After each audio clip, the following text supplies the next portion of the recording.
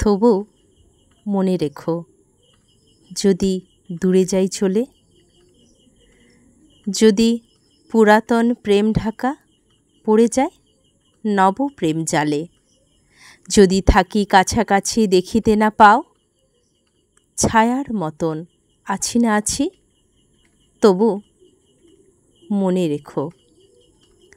যদি জল আসে আঁখি পাতে, একদিন যদি খেলা থেমে যায় মধুরাতে, তবু মনে রেখো।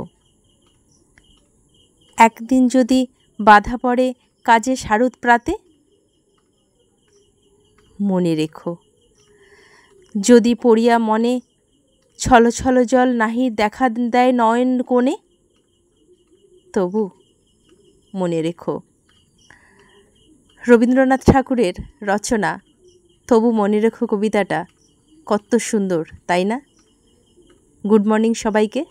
চলে এলাম আবার একটা আমার নতুন দিনের গল্প নিয়ে। তো আমি পূজা। কেমন আছেন সবাই? আশা করি ভালো আছেন। আমিও খুব ভালো আছি। তো সকালবেলায় আগে যখন বাপের বাড়িতে ছিলাম, সকালবেলা উঠে মা মুখের সামনে খাওয়ার ধরে দিত। তারপরে ঘুম থেকে উঠতাম, অনেকটাই দেরি হতো। মায়ের বকা একটু শুনতে হতো ঠিকই, কিন্তু সেটা ছিল কিন্তু বড় আনন্দের। কিন্তু দেখুন, শ্বশুরবাড়িতে মেয়েদের জীবন, শুধু আমি না, আমার মতন অনেক মেয়ে, প্রত্যেক মেয়েরই জীবন এক। সকালবেলা উঠে এই যে আমাদের রেগুলার রুটিন, যেমন আপনারা দেখলেন, ঝাটপাট দেয়া, বাসিঘর ঝাটপাট দেয়া, বাসিঘর ঝাটপাট দিয়ে যেটা আমার থাকে, কাপড় টাপড় ছেড়ে সূর্য প্রণাম করি একটু। সূর্য প্রণাম করলে মনটা একটু ভালো হয়ে যায়, জানেন তো। তো সকালবেলা যে দিনটা শুরু করছি, তো ঠাকুরকে নমস্কার করে শুরু করছি। তো এখানে আমাদের ছোটির অবস্থা দেখুন, লুকিয়ে লুকিয়ে চা খাচ্ছে। আর ভাইয়ের চা খাওয়া হয়ে যাচ্ছে, দাদা এখনও পড়ে পড়ে ঘুমোচ্ছে, দেখেছেন? তো চলুন, এরা ঘুমোক, আমার আর কি বলুন, আমি একটু ডেকে নিই। তবুও ডেকে যখন উঠলো না, তো আমি চলে যাচ্ছি রান্না করতে। তো আমার সকালবেলায় উঠে যে কাজটা, সেটা হচ্ছে রান্না করা। আপনারা তো সবাই জানেন, এতদিন যারা আমার ভিডিও দেখছেন সবাই জানেন ওটা, যে আমার এতদিন সকালবেলা উঠে, যেহেতু ছেলে স্কুল যায়, হাজব্যান্ড তাড়াতাড়ি অফিস যায়, তো আমাকে উঠেই রান্নাটা বসিয়ে দিতে হয়। তো রান্নাটা বসানোর জন্য তো জল ছাড়া তো আর রান্না হবে না, তো কল থেকে একটু জল নিয়ে নিচ্ছি।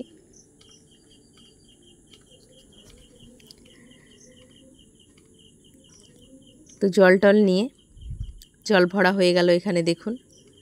এবার কি করবো জানেন তো, চায়ের বাসন, চায়ের হচ্ছে হাঁড়িটা পড়ে আছে, তো ওটা মেজে নিতে হবে, না হলে দুধ গরম করতে পারবো না আবার।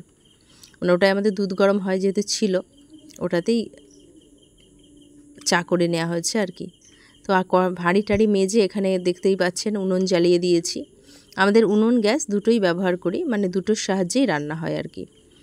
উনুনে ভাতটা করি, কারণ আমাদের সদস্য সংখ্যা তো অনেক, তো এতজনের রান্না গ্যাসে করা সম্ভব হয়ে ওঠে না। তো এখানে গ্যাসে দেখুন জলটা গরম করতে বসিয়ে দিয়েছি আর কি, আর ওপাশে ডালটা চাপিয়ে দিয়েছি। উনুনটা ধরে গেলে আবার নিচে আমি নামিয়ে দেবো, মানে উনুনে নামিয়ে দেবো আর কি হাঁড়িটা। তো এখানে ঝিঙে আছে, পটল আছে, আলু আছে, আরও সজনে ডাঁটা আছে, আরও ফ্রিজ থেকে বের করব। কি রান্না হয় দেখা যাক। তো বাইরের পরিবেশটা দেখুন, আমাদের এখানে কি হচ্ছে জানেন তো, একটু রোদ একটু বৃষ্টি, একটু রোদ একটু বৃষ্টি, একটু রোদ একটু বৃষ্টি, সারাদিন শুধু এই হচ্ছে। তো চলুন, ছেলে উঠে গেছে, তো ছেলেকে একটু খাইয়ে দিই, বুঝলেন তো। তো ঘুম থেকে উঠে দেখুন ঘুম আর কাটে না তার, দেখুন।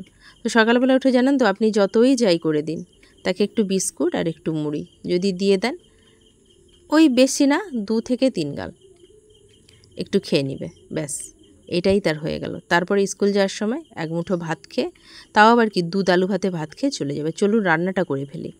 তো এখানে আমার যেহেতু চাপিয়ে দিয়ে চলে গিয়েছিলাম, দেখেছেন, তো রান্নাটা অলমোস্ট হয়ে গেছে। তো হয়ে যাওয়ার পর এবার ছেলের স্কুলেরও সময় হয়ে গেছে, ছেলেকে একটু খাইয়ে দিই। তো এখানে দুধ আলু ভাতে পটল ভাজা দিয়েও ভাত খেয়ে যাচ্ছে। তো এখানে আমাকে দেখুন, আমি একটু আবার আমার মুখটা দেখিয়ে দিচ্ছি। তো চলুন, মুখ দেখালে তো হবে না, হাজব্যান্ডকে খেতে দিতে হবে। তো এই যে আমার কর্তামশাই বসে গেছে, পটল ভাজা, সজনে ডাঁটা, আলু, পোস্ত, ডাল, যেহেতু আমাদের আজকে নিরামিষই, আর একটু বেগুনি ভেজে দিয়েছিলাম। তো আপাতত ব্লগটা এতটা পর্যন্তই। তো দেখা হবে আবার নেক্সট ভিডিওতে। তার মধ্যে দেখুন আমার কিন্তু মানে এটা কি বলুন তো, ট্রলি ব্যাগ, একজনকে গিফট দেব বলে ট্রলি ব্যাগটা চলে এসছে। তো আজকের পর্যন্ত এতটাই, দেখা হবে নেক্সট ভিডিওতে। সবাই সঙ্গে থাকবে।